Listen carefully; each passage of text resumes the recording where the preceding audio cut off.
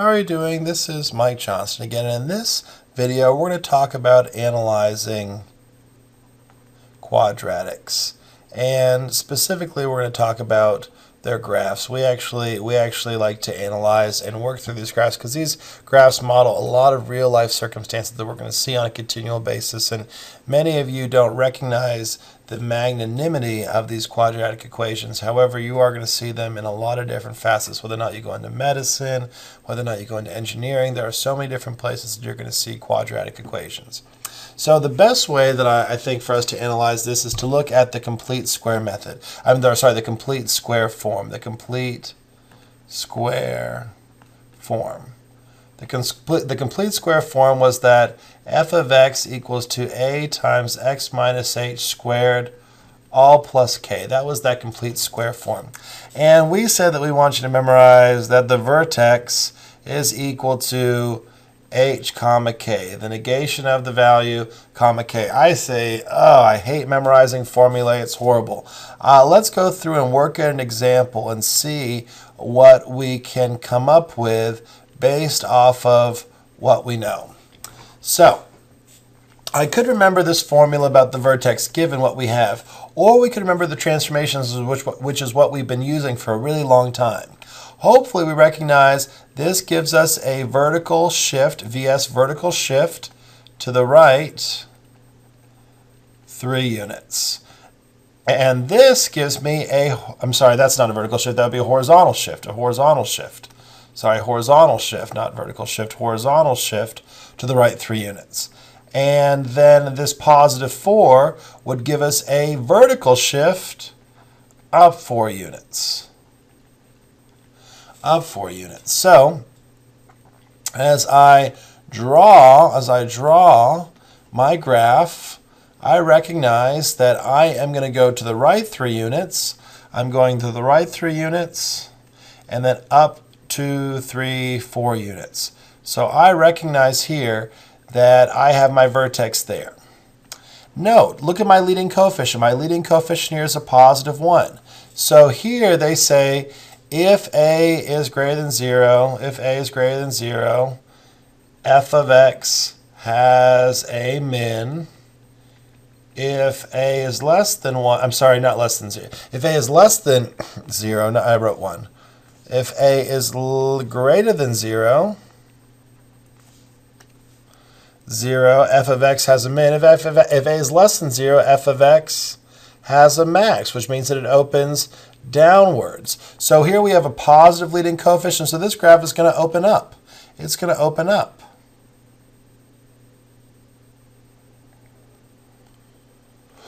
And it looks something like that.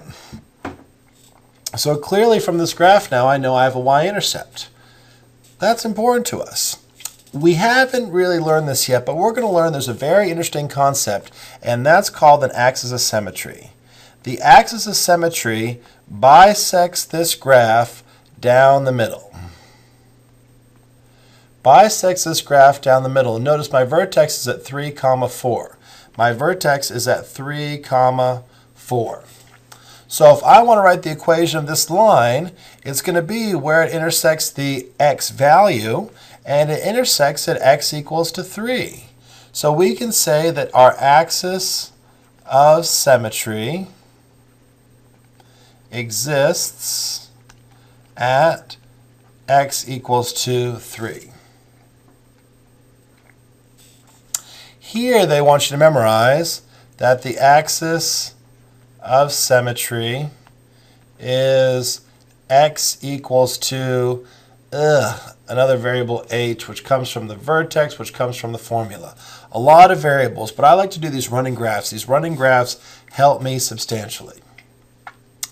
So now if I were to ask you, okay, do we have any real x-intercepts or solutions or zeros? I would ask you, do we ever cross the x-axis? And hopefully you would tell me, no, we don't. This graph opens up. So we don't have any real x-intercepts. So our x-intercepts do never exist. We have imaginary zeros. We don't have any real zeros. We have imaginary zeros, and I'll show you how to figure that out in a second. And here they're going to have you look at the discriminant. And the discriminant's important, but it's just more calculations. So let us go ahead and say we want to determine in this example x minus 3 squared plus 4. F of x equals to x minus 3 squared plus 4. If you want to determine x-intercepts, set f of x equal to 0. So we're going to set 0 equal to x minus 3 squared plus 4. We're going to subtract 4 on both sides. And we get negative 4 equals to x minus 3 squared. Be careful when I want to eliminate that square. I take the square of the left side, but I also take the square root of the right side. But I have to add a plus or a minus on my left side. So now my left side, plus or minus square root of negative 4, is going to be plus or minus 2y. And that's going to equal to x minus 3. And we add 3 on both sides. And we get x equals to 3 plus or minus 2i. We get 3 plus or minus 2i. And notice we have imaginary zeros. And that's what we hypothesized because we looked at our graph, our running graph, and we recognized it never crossed the x-axis. So we expect to have no real zeros. So our zeros are going to be at 3 plus or minus 2i. They are imaginary. And the last thing we're going to ask you about in this problem in terms of your intercepts is your y-intercept. How do you find your y-intercept? If you want to determine your y-intercept, set x equal to 0. Okay, that's not so bad. So I'm going to have f of 0 equals to 0 minus 3. We're going to plug in 0. We plug in 0 for x, so 0 minus 3 squared, all plus 4, which gives me negative 3 squared, all plus 4, which gives me 9 plus 4, and that's a value of 13. So I have a y-intercept at 0, 13. And notice if we look at this graph, that would make sense. I expect my y-intercept to be up relatively higher. So I have a y-intercept at 0, 13. I could also ask you, do you have a max or do you have a min? And clearly by looking at the vertex and noticing that this graph opens up, that we have to have a min. Then they say the max or min value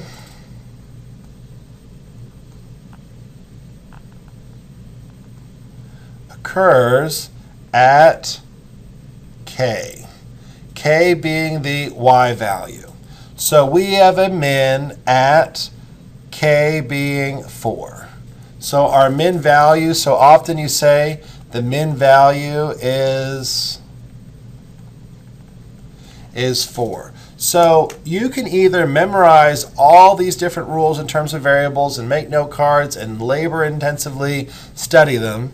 I don't know if that's a proper adverb, but you could do that, or you can work through these graphs step by step and analyze them as you go. I find the step-by-step analysis to be a much more formidable method, and it also helps me understand exactly what I'm doing step by step.